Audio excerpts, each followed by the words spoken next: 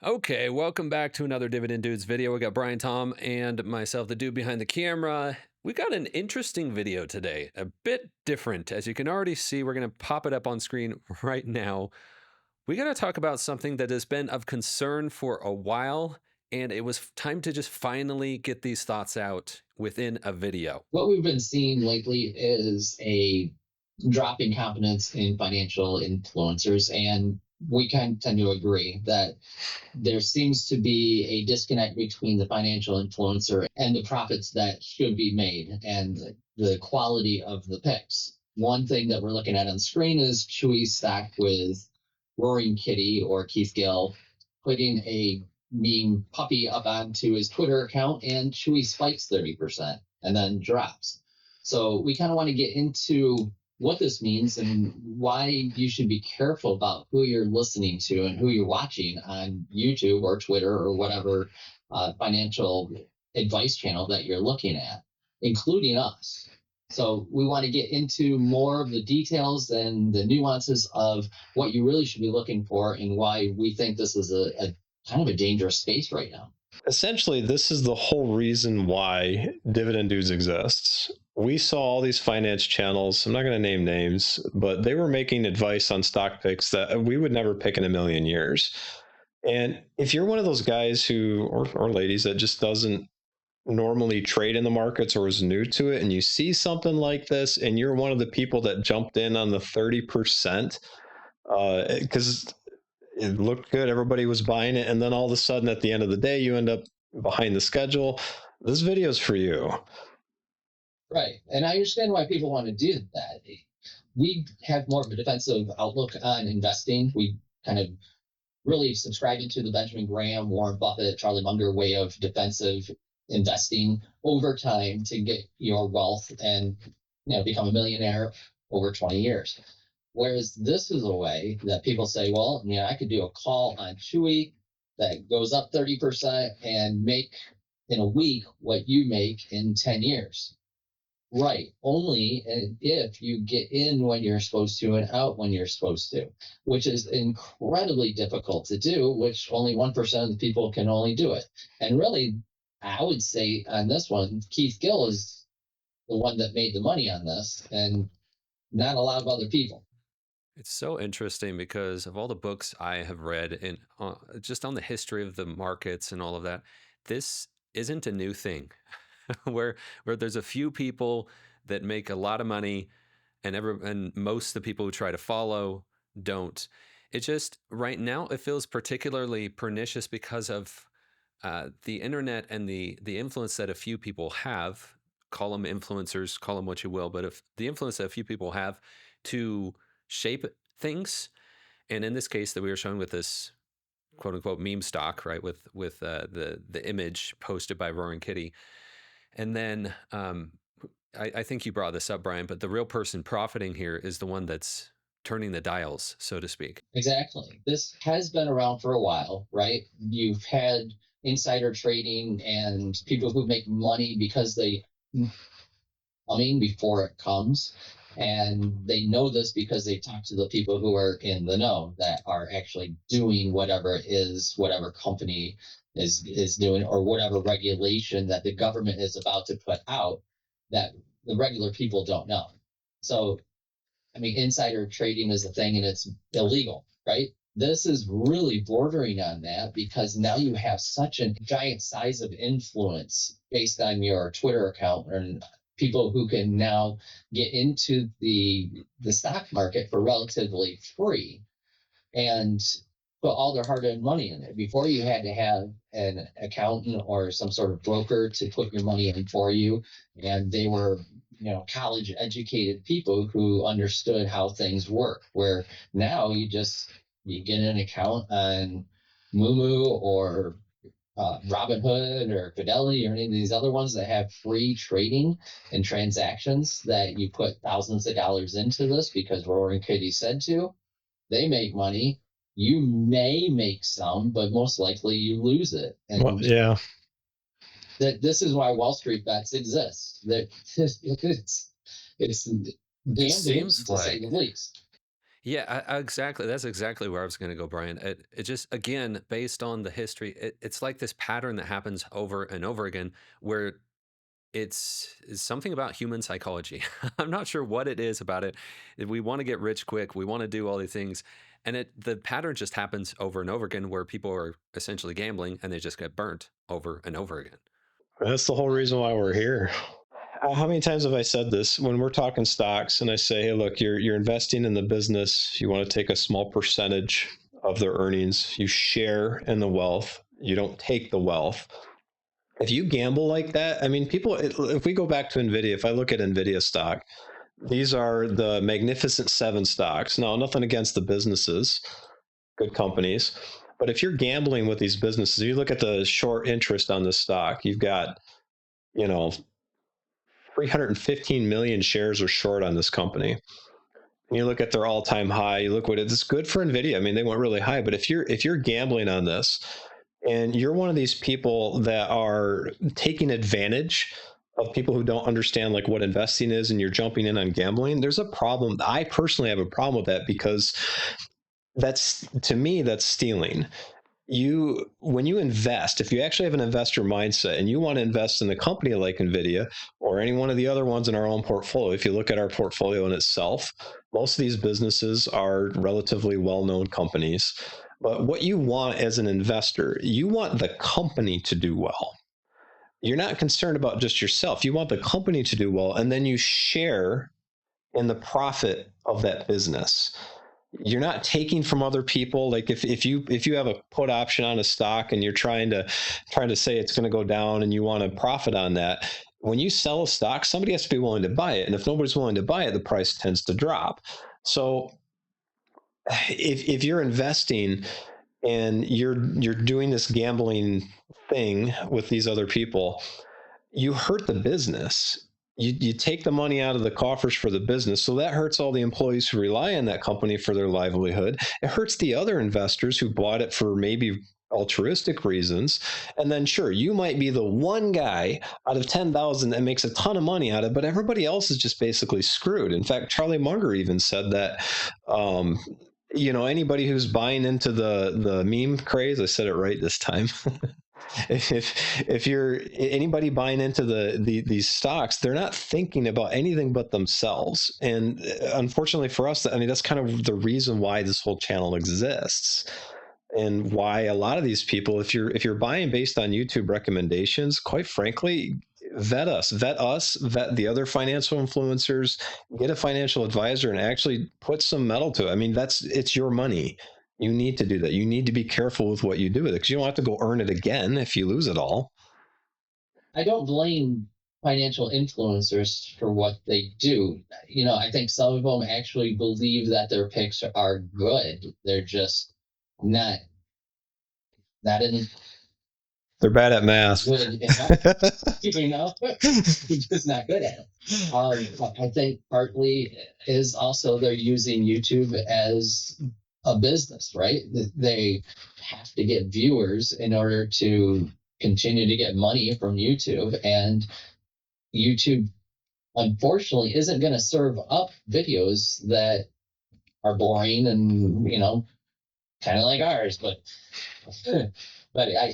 they have to get more and more sensational and I don't know, exciting picks to keep people coming back. It's a vicious cycle that I see happening where an influencer, we'll just use a YouTuber as an example. They start talking about finance. And they realize that their job here isn't just to be savvy at finances. It's also to be an entertainer and to be good at identifying trends. As an example, like Brian, you were talking about these trends with like how YouTube works, the algorithm, serves up these videos. If a bunch of people are talking about something and it's really hot, then it's intrinsically motivating for a finance YouTuber to also talk about that thing because it's a trend. There's a lot of interest around it, so they're more likely to get more views, which means they make more money. And so that combined with like, hey, a lot of them, if we're, if they're taking care of their family and all of that, it's like, well, I want to make money, and everybody wants to make more money. then it's incentivizing pursuing these things that aren't necessarily actually the most financially beneficial to their audiences. It's a tricky space. That's a really good point. You know, the media back before the internet existed, people used to get their news from watching it on TV or, get the newspaper. Then the internet comes along and all of a sudden nobody's watching TV anymore. So then what do people click on? It's this most sensational stuff. I mean, nobody cares about, grandma cooked the world's largest cookie. They want to click on the most sensational thing. And unfortunately for the media corporations, that's how they get paid.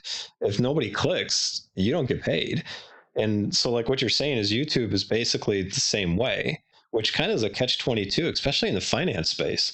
Like, how do you cover good investments if nobody wants to click on it? Nobody's paying attention to them. Or if there's simply no awareness of these less well-known stocks in our case, like if people just aren't aware of it and you make a video about it, like inherently less people are going to be interested because they don't even know. Well, unless it's Pfizer or Johnson and Johnson here. I mean, we bought them because they have really good attorneys. It's more to the fact that if you have a stock that just keeps giving dividends, keeps going up slowly over time, and it's not one that is exciting, doesn't go up and down all the time to generate wealth really quickly, then YouTube, if people aren't clicking on that, YouTube's not serving it up to people, even though it's not that everybody should be buying. And if we don't have an audience of hundreds of thousands or millions of people that can kind of generate that type of excitement because we said it was, we like the stock, then nobody's going to see it, to Nate's point. And like all the other influencers aren't going to cover it because it's not generating views, even though it should be the thing that everybody's covering. Can you imagine trying to, I mean, just in our space, we want to help people make good investment decisions. But can you imagine seeing this and then seeing like the meme craze stocks? You look at the Magnificent Seven; they accounted for the vast majority of the stock market gains for all of 2023. Well, you can't say that 7 businesses are almost 70% or whatever the number was, like a huge percentage of the stock market in its entirety. That's just not the case. I mean, it's like if you were saying Colgate is the only company in the world and everybody had to buy nothing but toothpaste the rest of their life. That doesn't work. So it's a catch 22, because if you're not covering the stuff that everybody else is covering, there's really no content out there for other people, which makes it really difficult for like a YouTuber who's trying to make money in this space. Now, we're a little bit lucky that way. Like Brian and I have made our money before YouTube, and we're not even monetized on the channel yet. But if you are monetizing the channel and that is your livelihood, like how do you do that? And then if you buy, and here's to Keith Gill's point, like what if he's recommending this Chewy stock and he's got a, what do you have, 600,000 people in his live stream when he came back to life 3 years later after his options were going to expire? I mean, that's a lot of people. I mean, that's almost like insider trading, but it's not, because he's just like expressing his opinion. That's a pretty fine line. And he's not even telling you what stock it is. It's just a picture of a dog, which could mean anything. It's just people are interpreting it as Chewy. I feel like a good thing to talk here, because it's really good points, I think, all around, especially just with the complexity of this issue. What do you think? And we were talking about this before we started recording. What is our approach here to hopefully avoid some of these pitfalls? Hopefully, navigate this minefield of potential issues, as well as for people watching, what approach do we feel like would be most reasonable here? So, of course, we've already discussed that we're defensive and we are conservative and go for deep value within a stock and a portfolio approach. I think the one thing that when we started this YouTube that I was very adamant about, and I know Tom was too, is to be genuine and honest. That we're not going YouTube sensationalism or get sponsorships like FTX that is going to give us $20,000, but it hurts our integrity because it's a crap company. So we want to stay true to ourselves and stay true to our audience and always be honest with them. And I think that's what most financial influencers started out to be, as educators, to tell them how to invest, how this stuff works. But over time, when the material ran out and you could only cover ratios so much, that they evolved into a more, okay, we need to get the views to keep our viewership up. So how do we do that? And unfortunately, the meme stocks and the sensationalism of YouTube took over. The thing because you touched on being genuine.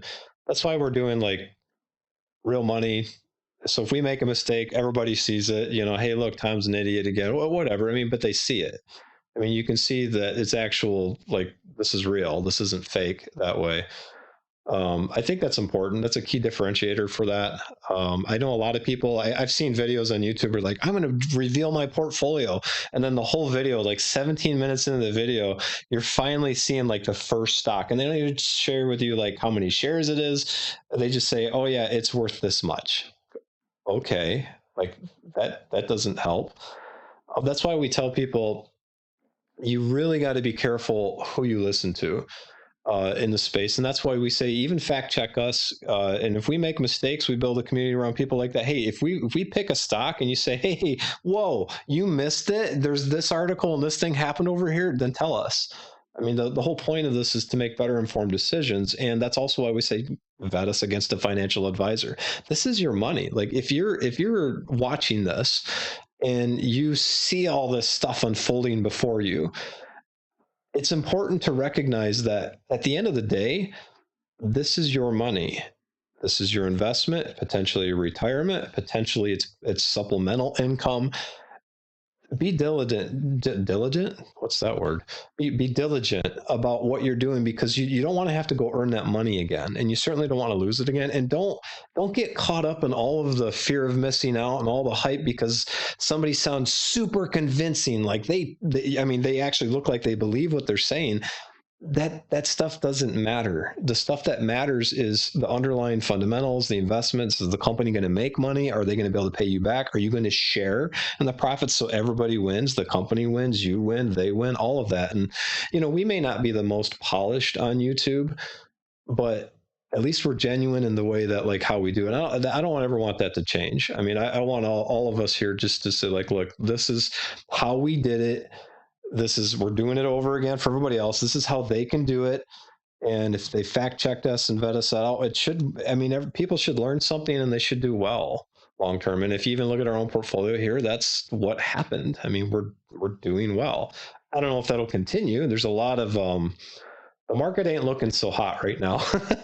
But even if it does crash in this portfolio, I mean, goodness, we're making $1,500 in the next year. So we have no incentive to sell anything. Yeah, and to the point is, we're not even saying that our way is the only way. There are lots of ways to make money on the stock market, and puts and calls do make money. People can make money at that. So you're wrong, Brian. Our way is the only way. This is not the channel for you. We want you to make money over time. What we went for in the beginning is, we want a community of investors that help each other become better, to become wealthy, and do it in a safe environment so that we mitigate the risk of losing all of your hard-earned money. And that's what we really want. So if that's what you want too, then stick with us, because we're trying to build that community, and we want to bring tools to help put everybody in one kind of pot, so that they can, well, not pot, but one area, so that they could talk and discuss things and hopefully become better investors because of it. So I guess the point that we're trying to make is, when you look at the influencers that you're following, just track their picks to see if they're winning or losing on all those. do your research, because not one investor should be your total breadth of advice. Do your research and figure it out. You got to put in the work. And we do a purchase every single month if you want to tune back in and see what we're up to. And then, like we're telling you to do with all these other channels, fact check us, and chances are you'll do pretty good. Thanks for watching, everybody.